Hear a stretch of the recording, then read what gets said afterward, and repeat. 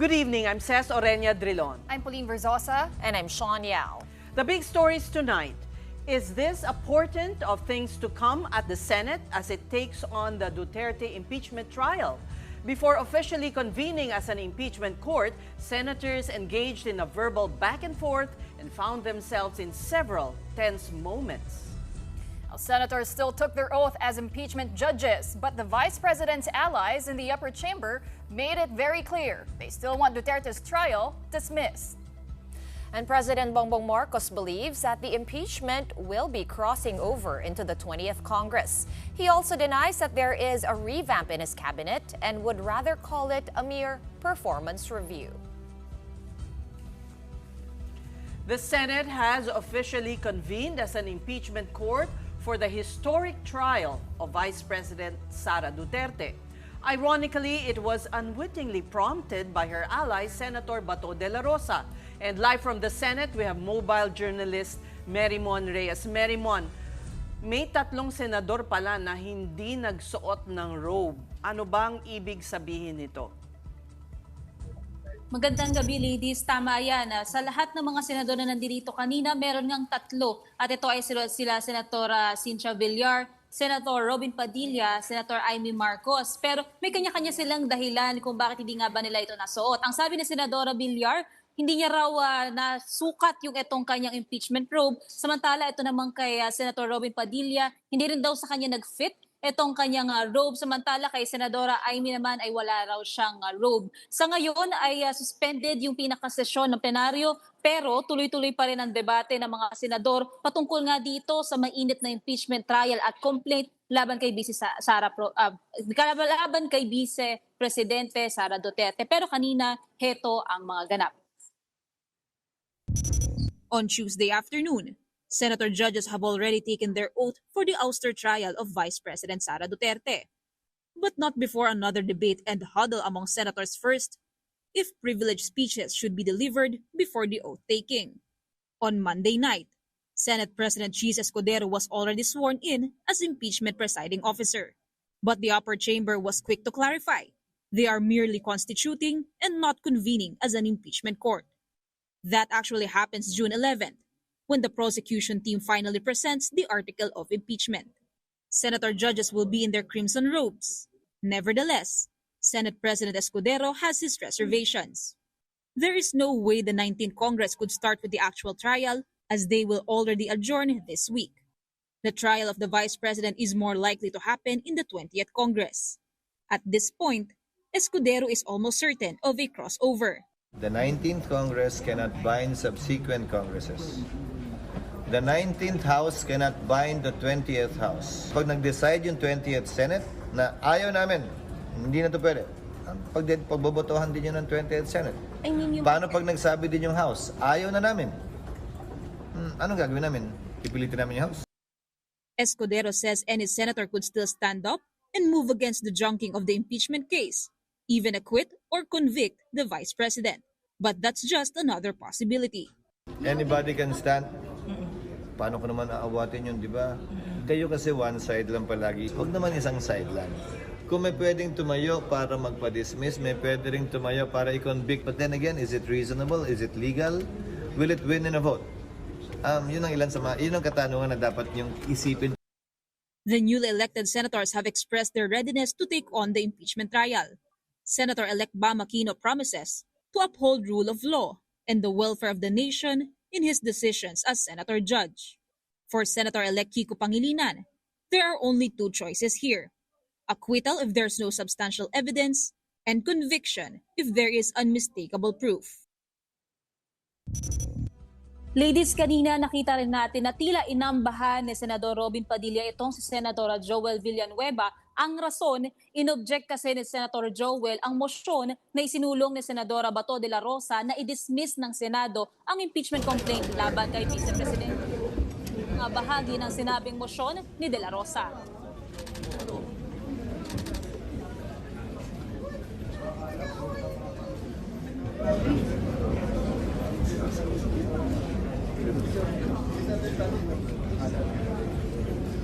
Naghihingalo na po ang buhay ng 19th Congress.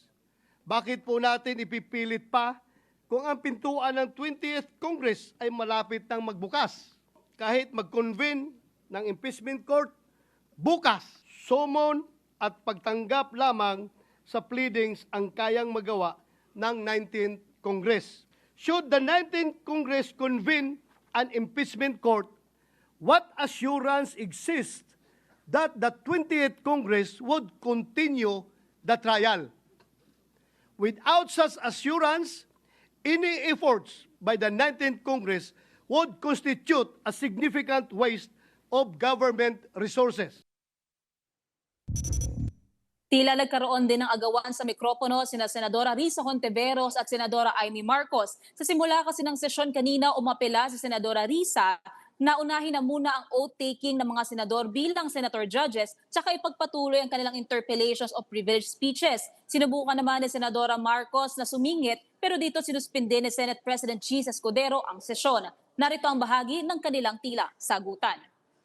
So I restate my motion, Mr. President, to momentarily suspend any action, whether interpellation or seconding speech, on the privileged speech of the good gentleman from Davao. I still Point have of the floor. order. I have the floor, Mr. Point of President. order. I have the floor, Mr. President, A point to of make order, way Mr. President. for Session- taking of the session oath is before the suspended. presiding officer. I'd just like to reiterate that I wasn't being rude, but simply recognizing the fact that the point of order takes precedence over all other motions. Also, that there is in fact a motion already pending on the floor, already acknowledged as well by our majority leader, which requires a vote. Kaninang umaga naman noong nakapanayam natin sa Senate President Ces Escudero, buo pa rin ang kanyang opinyon na sa susunod ng Kongreso magro-roll out ang impeachment trial at mananatiling bukas gaganapin ang convening ng Senado bilang impeachment court. Pero ngayon na tila napaaga yung kanilang convening, narito naman ang kasagutan ni Senate President Escudero. We will act on the motion of Senator Bato, but as an impeachment court. We cannot act on the motion of Senator Bato unless we take our oaths as members of the impeachment court. Mary Mon, bago nitong pinaka-recent na suspension, the one that's active right now, no? Ang debate is whether bobotohin ba natin o magbobotohan ba dun sa motion ni Senator Bato for total dismissal. But right before Senate President Ces Escudero called for a suspension, no, nagsalita nga si Senator Alan Peter Cayetano at nagsuggest siya kay Senator Bato na parang i-amend na lang daw yung kanyang motion. Yung pa rin ba ang pinagdedebatehan ngayon? Tama yan, kasi bukod pa dyan, ang sinabi rin kanina ni Senator Christopher Bongo, ang naging suggestion niya rin naman, ay i-remand ito. Yung itong mga motion, even yung resolution, even yung impeachment complaint or yung trial, kung sakali nga na madidismiss ito, ay maaari raw munang ibalik sa House of Representatives dahil daw meron pa raw mga question dito on legalities na kailangan pa raw linawin. Pero so far, ngayon kasi hindi pa nagsisimula ang Senado, kaya hindi pa natin makikita kung paano nga ba tutugunan netong mga senator judges ang issue patungkol dito. Ladies. Mary Mon, ang buong bayan nakatuon dito dahil higit pa sa telenovela, di ba? Ang dramang nangyayari dyan. Pero apparently, nag-apologize naman ata si Senator Robin Padilla kay Senator Villanueva pagkatapos silang nagkaroon ng konting sagutan.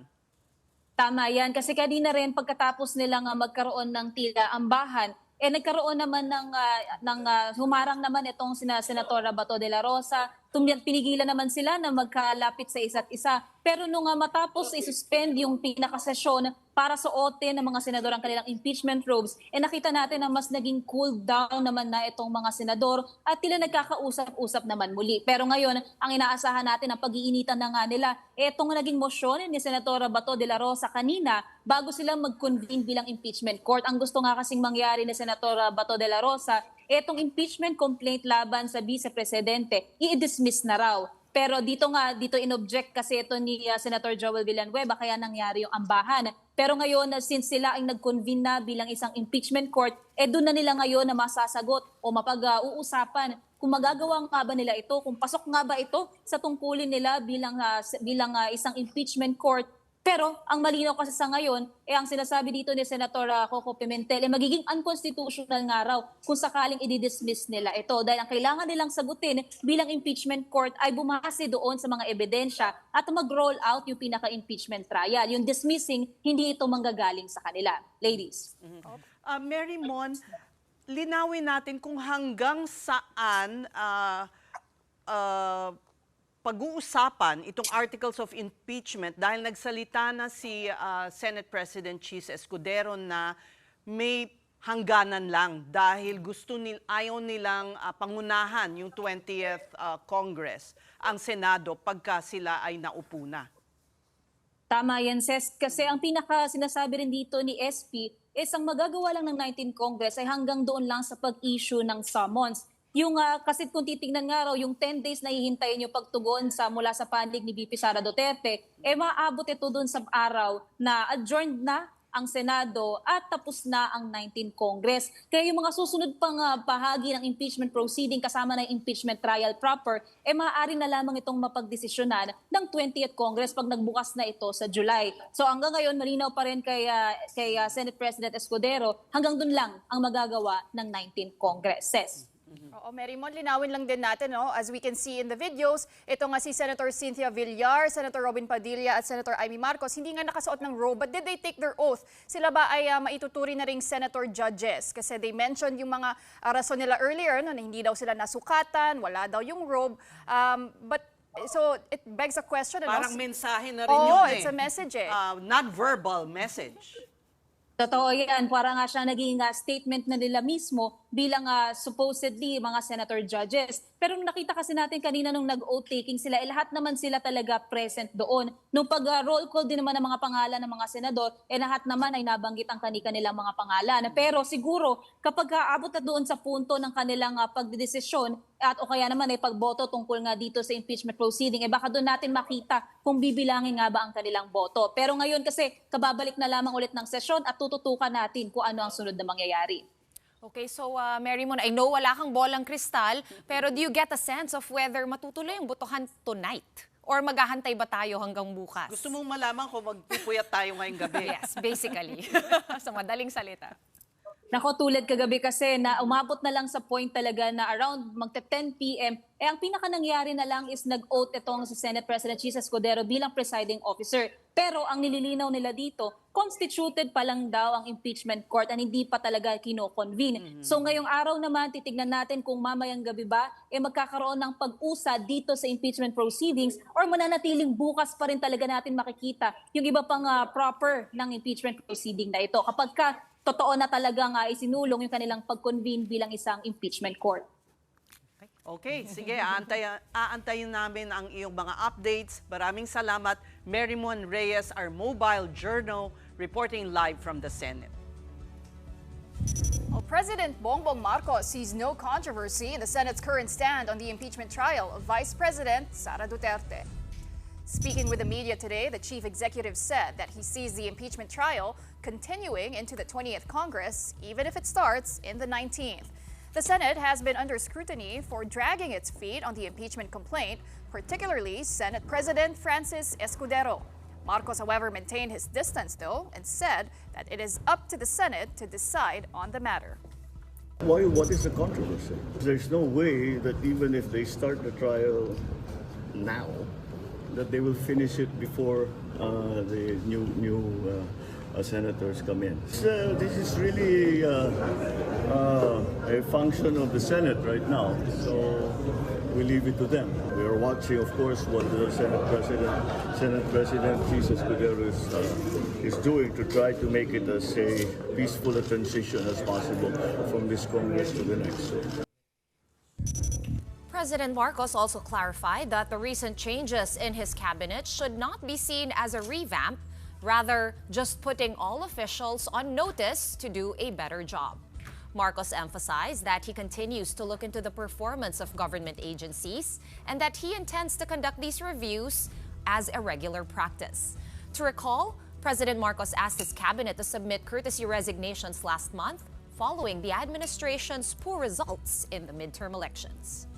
I have to explain that it's not a cabinet revamp. What happened really here was that I put everyone on notice that you are basically all on probation. Ngayon, nasa USEC na tayo, nasa mga agencies na tayo. But we are, what essentially, what you refer to as a cabinet revamp, is not a one-shot, one-time, big-time thing. It is an ongoing thing. We will make that review on a periodic basis, maybe a quarterly basis. We'll be much more rigorous in looking at the performance, not only at the top level, but all the way. And that's why we'll see, I'm sure you will see more changes in the future. Now, as the Senate constituted itself into an impeachment court for the trial of Vice President Sara Duterte, a motion to dismiss the impeachment complaint against the Vice President was manifested by Senator Judge Ronald De La Rosa and seconded by Senator Judge Bongo. The motion is questioning the legality of the said impeachment complaint. We talk about its implications tonight, and joining us is former Supreme Court Associate Justice Antonio Carpio. Good evening to you, Justice Carpio, and welcome to The Big Story. Good evening, ladies. Good evening to our viewers. Right now, the Senate is suspended, or rather the impeachment court, but they are debating this manifestation by Senator Bongo to dismiss the complaint altogether. Will the Senator judges put that into a vote? And what is the legality of this motion? Well, there is a pending motion by Senator Judge Bato to dismiss the case. They're discussing it, and my opinion is that that will be unconstitutional because the Constitution requires the Senate as an impeachment court to hear and decide the case forthwith, to decide the case, and there is no provision there which says that they can dismiss it without a trial. It says shall forthwith proceed with the trial and then decide the case. So they should just hear the case, call the witnesses, get the documents presented, and then decide it to dismiss, to acquit or convict. But they cannot make a judgment even before hearing a single witness or seeing a single document. That will be grave abuse of discretion. I mean, that's a denial of due process to the prosecution. Justice, the Senate, is this correct? The Senate just constituted itself as an impeachment court and has not yet convened right now as we speak. What is the status?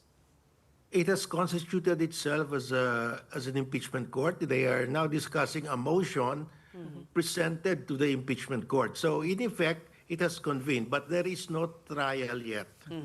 All right. Okay, go ahead, Shawn. I want to clarify because right before we went into this break, Justice, si Alan Peter Cayetano ay nagsuggest for Senator Bato precisely because of the reasons you cited that it would be unconstitutional. He suggested instead that Senator Bato amend his motion and to remand the articles back to the House. How is the Constitution on that move? Well, for me, it's also unconstitutional. There is no provision in the Constitution that they can remand it. They have to proceed with the trial forthwith and then make a decision. So it's I just don't see the reason for remanding it. Can we go to the root of the motion or manifestation by Senator Bato, which is there were infirmities in the impeachment complaint tackled before the House? Meaning the one-year prohibition was somehow violated by the House of Representatives. Well, that should be brought up by the defense, by the impeached official, by VP Sara. The judges themselves cannot raise that because they are supposed to be impartial. They should not. That is favoring one side already. They're teaching or actually acting as counsel for VP Sara. they should allow VP Sara to raise that in his comment or answer.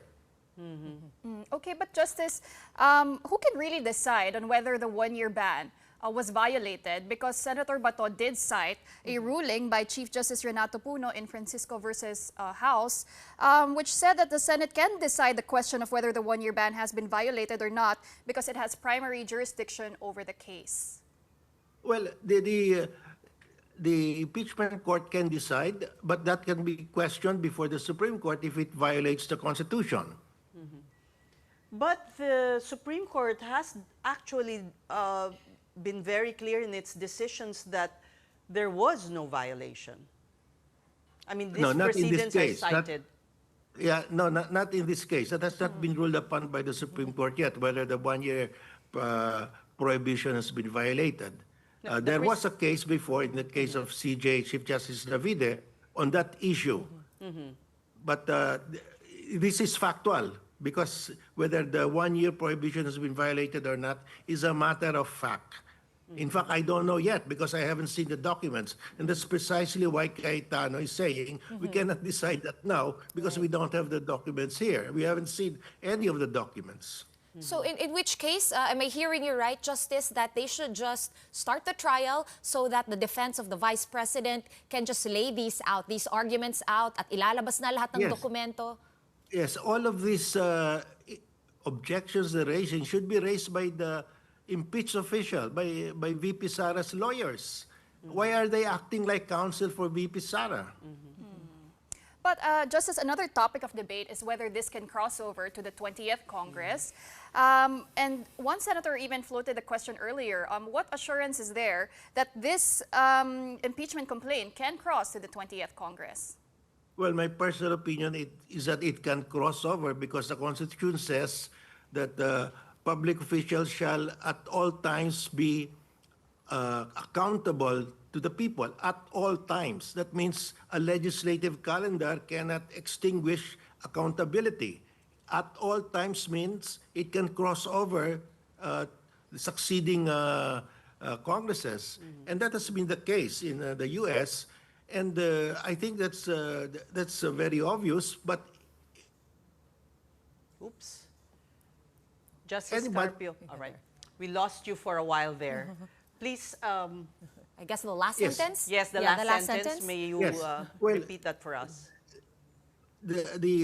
My personal opinion is that it can cross over, and I think that's the opinion of many people also. But those who don't agree to that can question any decision of the impeachment court if it dismisses it. Or that issue actually will happen only, will come out only when the 20th Congress will convene, whether they will accept a crossover.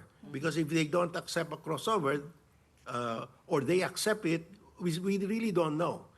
Justice, with regard to the House prosecutors, now, while we know that the Senate is, the senators have 6-year terms and they cross over by halves, it's not the same case for the House of Representatives. What happens to the prosecutors, right? Can they just simply carry over, or does that have to restart? I'm wondering about the technicalities here because I've been seeing some opinions also that people are questioning whether or not the House prosecutors still have the mandate after they adjourn sine die.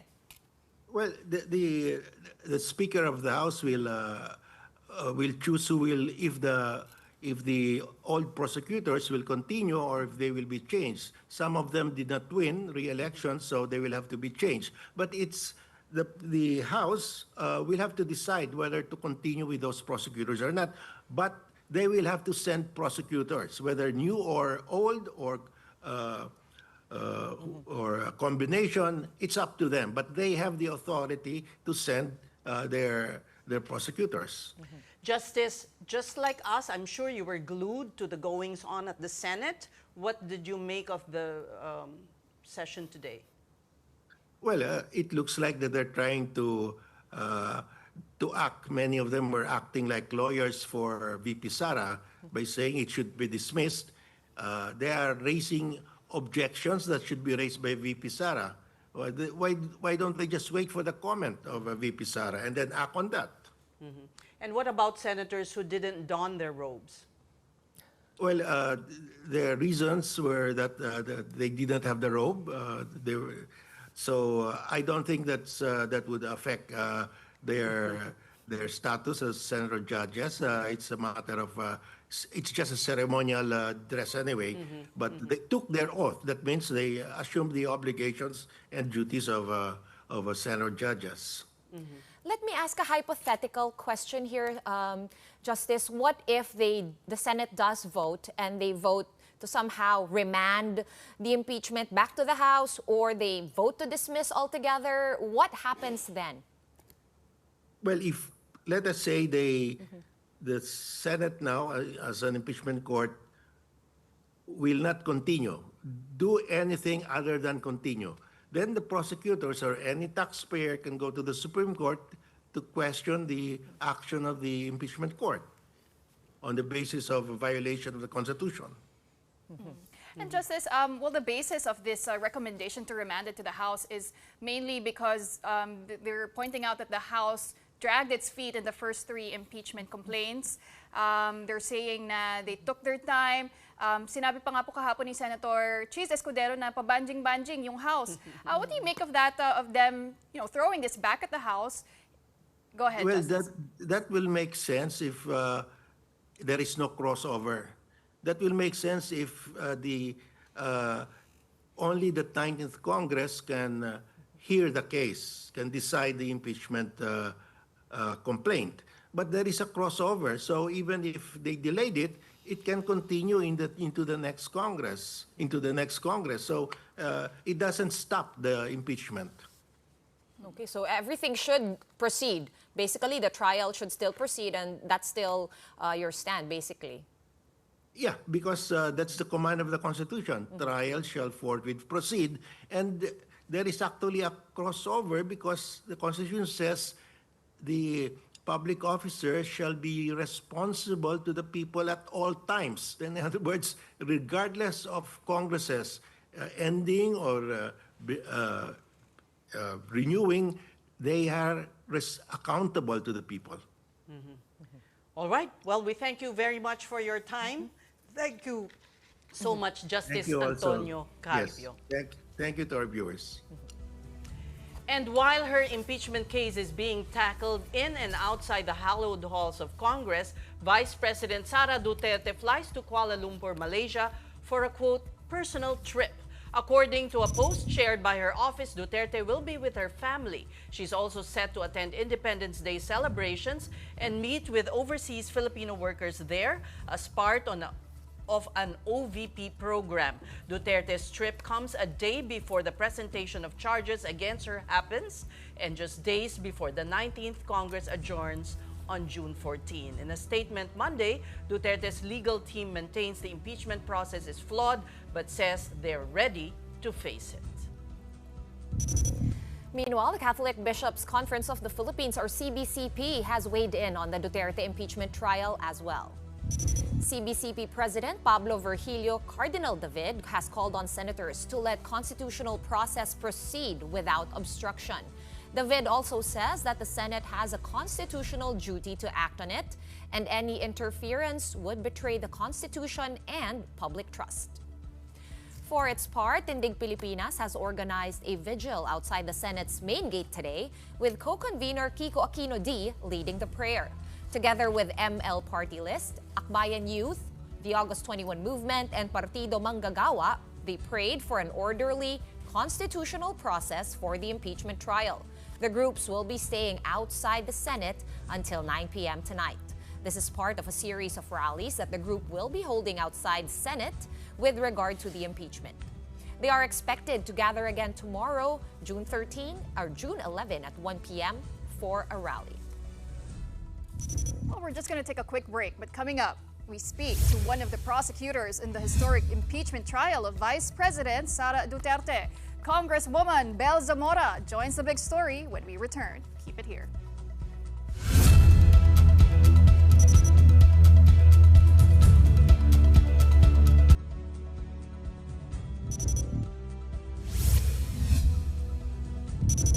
You're watching the big story here on One News. Senator Francis Tolentino filed a resolution to end the impeachment trial against Vice President Sara Duterte on June 30, the last day of the 19th Congress. Tolentino believes the law does not allow the impeachment to cross over to the next Congress if the composition of the senator judges will change. House lawmakers have earlier disagreed with this, but to them, it is a welcome development that the impeachment proceedings have at least started to take shape. Ginalaw na po ang baso.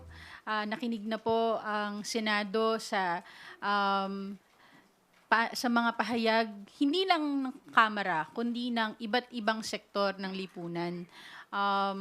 Inaantay, at again, handa naman na po ang Kongreso, ang House of Representatives, sa kanilang role sa impeachment trial.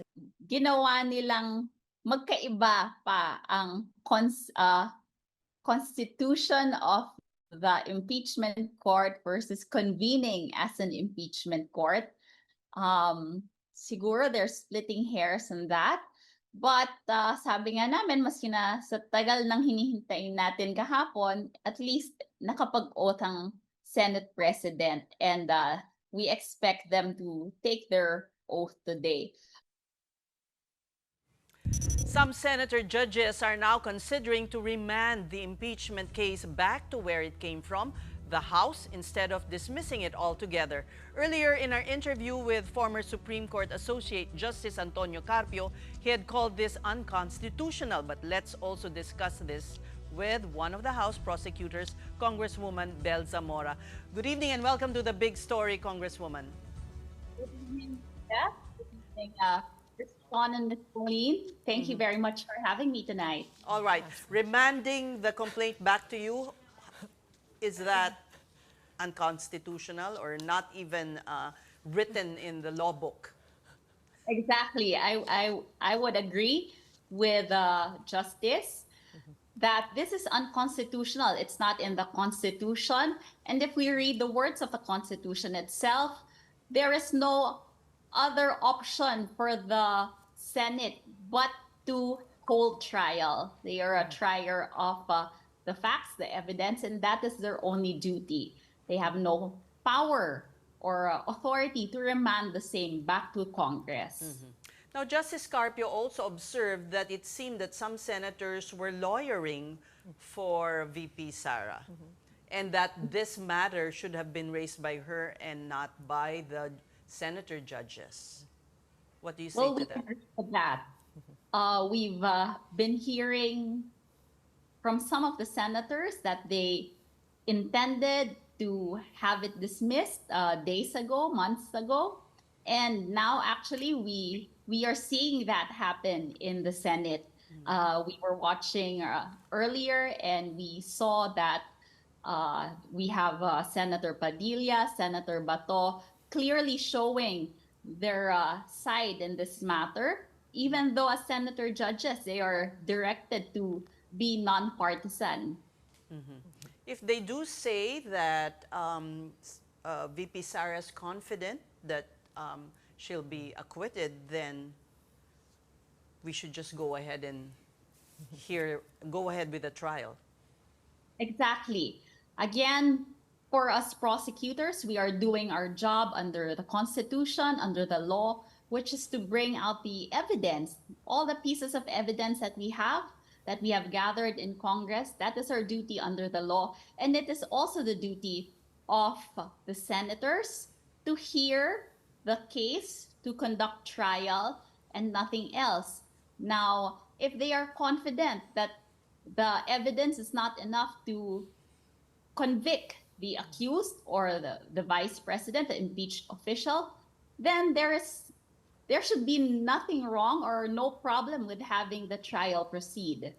Congresswoman, right now we're thinking one of the possibilities that could happen before the day ends is you guys, this impeachment complaint could be remanded back. Have you guys amongst yourselves discussed already what you will do? I know it's only been maybe an hour or so, but have you guys have a chat group? Have you guys spoken about what you will do in case bumalik sa inyo itong complaint?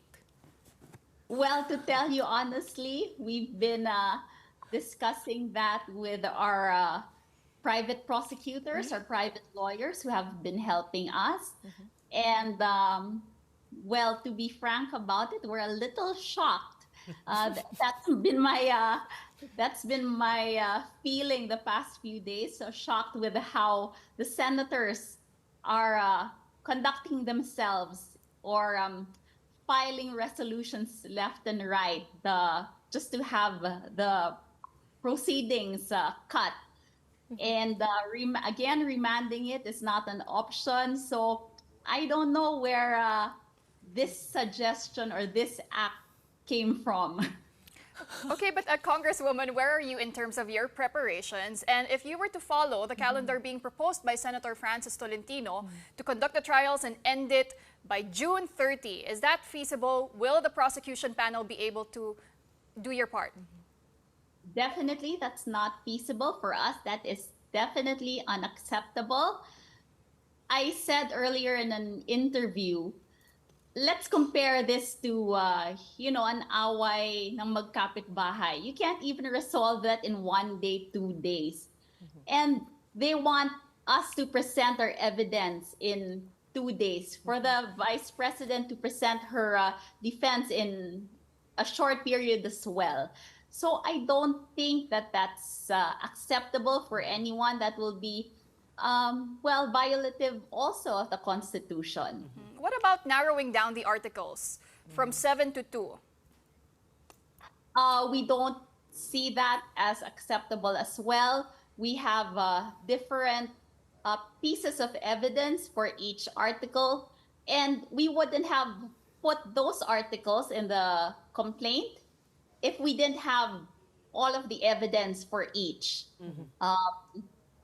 We wouldn't be putting any article just to make the complaint longer.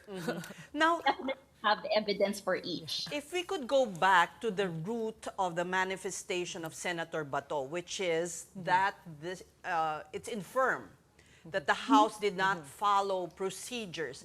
Tell us why you think it is not correct, that his position is not correct. I believe that he was questioning the fourth impeachment complaint because there were 3 earlier complaints. And, it has been the stand of the Congress, of the prosecutors, that we follow their own rules. The first 3 complaints were filed in December, and in fact, it was the stand of the congressmen to consolidate all of these complaints. Now, the fourth was filed. The fourth was filed within 10 session days. Now, people are wondering, how can that be 10 session days when the first was filed in December? We are counting session days and not calendar days here. So when we filed the fourth complaint, it was within the 10 session days, and that's the only requirement. And we also followed the requirement of the Constitution, which is to have at least 1/3 of the members of the House of Representatives to sign the complaint. In fact, we had around 2/3 of the members of Congress. So with the 2/3 signature, we automatically transmitted that to the Senate, and we followed the rules under the Constitution. You know, it's good you're saying this now, Congresswoman Bell, because back then, everyone was wondering why those 3 initial complaints were not referred to the Committee on Justice as per the rules, right? And we were actually also shocked here that it didn't happen, and instead the fourth came about. But can you give us a sense of what happened? I know it was a while back. Yes. What was going on? Because it's at the heart of the argument, and this was cited by Senate President Cheese as well. Why was it not referred to the Justice Committee immediately, as your rules say, within 10 session days? 10 session days. So for the first 3 complaints, these were filed filed by private citizens and endorsed by a member of Congress each. Now, I think the endorsers, those who wanted to support it in Congress, and those who filed it themselves, had a lot of discussion if they will push through with those complaints. If I may share, those 3 complaints were compared to the 4th one. They only had maybe 1 or 2 articles of the 4th one. So it was the consensus that a 4th one be created, which would be A combination.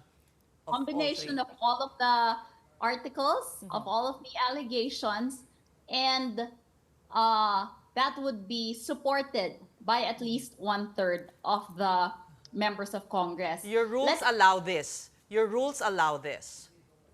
Yes. Let me share also, ma'am, that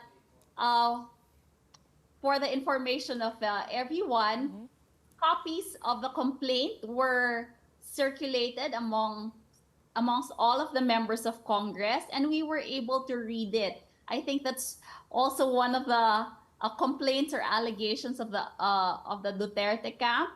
So the members were able to read it. Some, in fact, voiced their opinion before everyone. I would always share that, for example, Congressman Rufus Rodriguez voiced out his opinion on the matter, and if I'm not mistaken, he did not vote. So that was the process that we had before signing. And since you brought it up, Congresswoman, can we confirm that the copy of the 4th impeachment complaint was circulated on the same day that it was voted on? Because people were also railing about that. Yes, we had copies on the day that it was circulated. It was circulated and voted on. In one day. So a lot of people, the criticism there of the other side was, paano mo matatapos yun na hundreds of pages sa iisang araw, iilang oras lang? You know, honestly, it's not 100 pages. Let me see. I just have it here with me. Able to read mine thrice. Okay, so it's not 100 pages. Not 100 pages, you know. They would say that it's very lengthy with all of the attachments. The annexes, I suppose. The annexes. Yes, with the annexes. But the complaint itself was very clear, clearly worded, and it was circulated to everyone. But even in as much you pointed out earlier that we're splitting hairs, semantics matter, they just merely constituted themselves into an impeachment court and not convened. And you may never really have the opportunity, at least in this 9th Congress, to begin the trial with only until perhaps reading of the articles of impeachment. How do you feel about that? Well, it's our stand that the impeachment proceedings will definitely continue into the 20th Congress, and there's no issue with that. The Senate or the Senate President has been citing American presidents in some matters when they were discussing it in the past few days, last week as well. And if we were to follow American cases, American impeachment cases, then we should note that, in fact, in many instances, they have impeachment cases that have crossed over to the next Congress.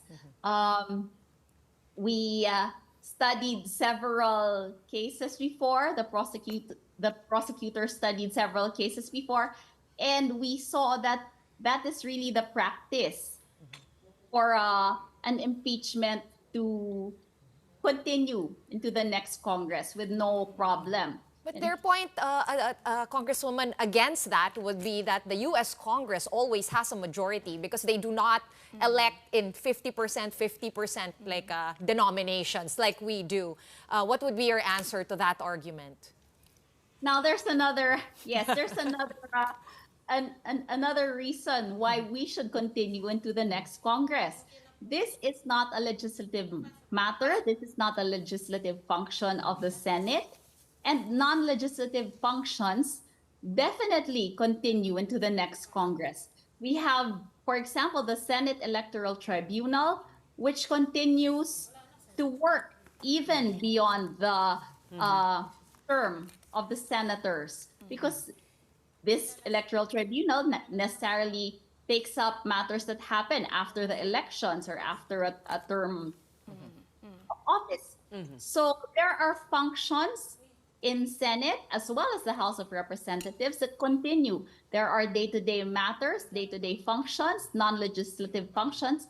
And this one, like we have said many times, is sui generis or in a class of its own. So it definitely does not fall under legislative functions of the Senate. Okay, Congresswoman, just one final question from me. Will if the senator judges do vote not to dismiss the impeachment and the presentation continues tomorrow as scheduled, will you be ready for that? Will Congresswoman Jervil Luistro still do the presentation? And what's the latest on the composition? Because the last time we spoke to Congresswoman-elect Laila de Lima, she said she's not officially part yet of the prosecution panel. Yes. First, Congressman Jinky is ready to present the articles tomorrow. We have nominated her to be our spokesperson tomorrow in the presentation of the articles before the Senate. And, well, for the rest of the prosecutors, we've been preparing since March for the trial itself to proceed. We've been doing our homework, we've been studying and having practice sessions. So we are ready for that, and we have been readying with our private prosecutors. As for Senator Congresswoman-elect Laila de Lima, I believe that she was invited, but yes, officially she is not yet a member of the prosecution, as she will come in the 20th Congress. All right, thank you so much, Congresswoman Bel Zamora, House Prosecutor. Thank you very much, ma'am. All right, time now to pause for another very short break. But when we return, Malacanang says it is looking into corruption issues against Immigration Commissioner Joel Viado, who has since dismissed the allegations as nothing but a smear campaign. Keep it here on One News.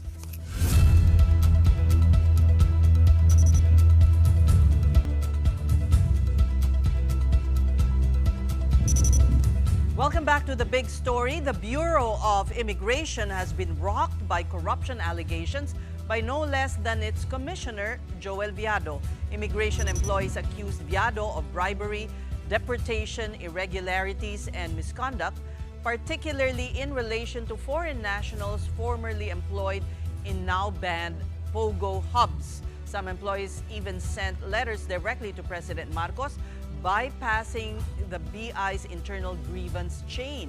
Viado has already denied the allegations, calling it part of a smear campaign against him. The president said he is looking into the allegations. Mahirap mapag-aralan ng mabuti kung white paper na hindi pinirmahan at saka walang specifics. But nonetheless, everything like this, we look into it and we will continue to do that. Nakausap din po natin si ASEC Nico patungkol po dito sa reklamo di umano sa BI. Okay? Commissioner. Ang sinasabi po nila, mas maganda po kung may reklamo ay may kasama na rin po sana ebidensya na kapaloob. Hinihikayat po kung meron po talaga kayong reklamo, kahit hindi na po kayo magpakilala, ibigay nyo lang po yung ebidensya.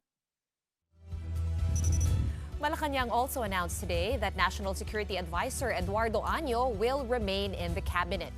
Palace Press Officer Claire Castro was asked for an update on Año's courtesy resignation, as his name was not included in the list of cabinet officials that the president decided to keep last week.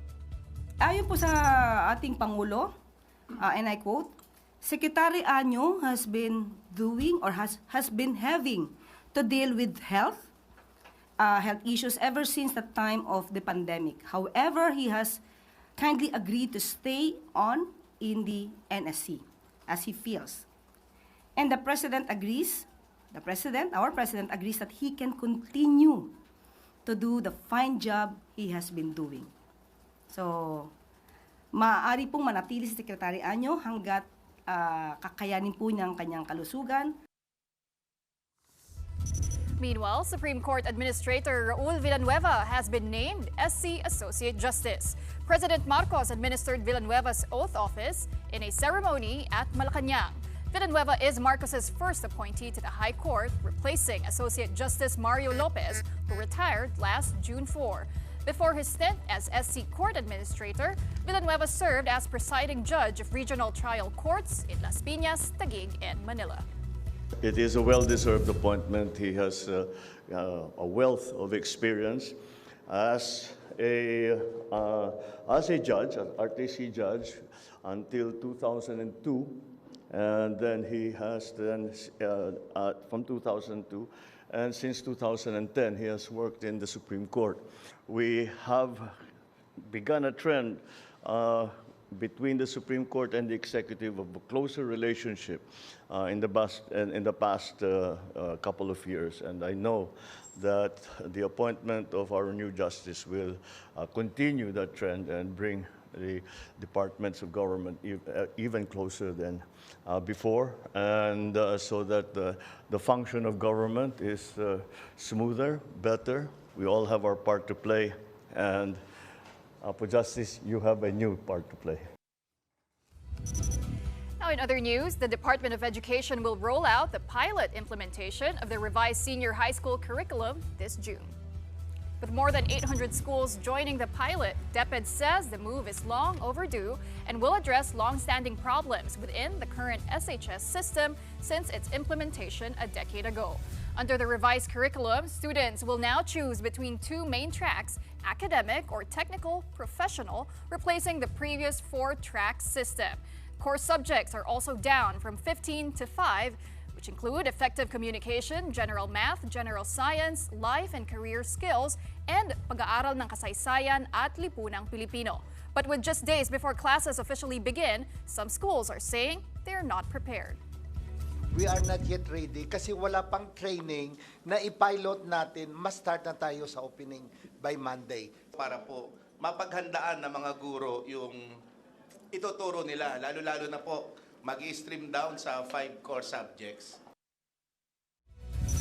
According to the Education Department, joining the pilot is voluntary and only qualified schools are included. For now, over 27 million students are expected to return for school year 2025-2026. And during the House Committee hearing on Basic Education and Culture, DepEd shared they will be monitoring the progress of the pilot implementation. We will be having a baseline assessment of where we are and what we have right now. And then we will be coming up with a midline and then an endline assessment. And for our big picture tonight, Filipinos represent at the 2025 Tonys. Nicole Scherzinger, Darren Criss, and Marco Paglia, artists with Filipino blood, all took home awards. Nicole won Best Leading Actress in a Musical as Norma Desmond in the Broadway adaptation of the 1950s film Sunset Boulevard. In her speech, she proudly called herself a Hawaiian-Ukrainian Filipino girl. This is Nicole's first Tony. Darren Criss, known for his role in the TV show Glee, won Best Leading Actor in a Musical for his role as a retired robot in the South Korean musical Maybe Happy Ending. He also brought home a second trophy as producer of the show, which in total bagged 6 awards, including Best Musical. Darren is the first Filipino-American to win in this category. Meantime, Marco Paglia won Best Orchestrations for his work on Buena Vista Social Club, a musical set in Havana, Cuba from the 1950s to 90s. Marco is a New York-based musical director, arranger, and pianist. And there's more. Lea Salonga, the very first Asian and Filipino Tony Award winner for Miss Saigon back in 1991, returned to the prestigious awards show as a presenter. Okay, so Congratulations to all the winners. But for tonight, that's it for us here on The Big Story. We are One News, all sides, all the time. We'll be back tomorrow at 7:30 p.m. We'll see you then. Have a good night, everyone.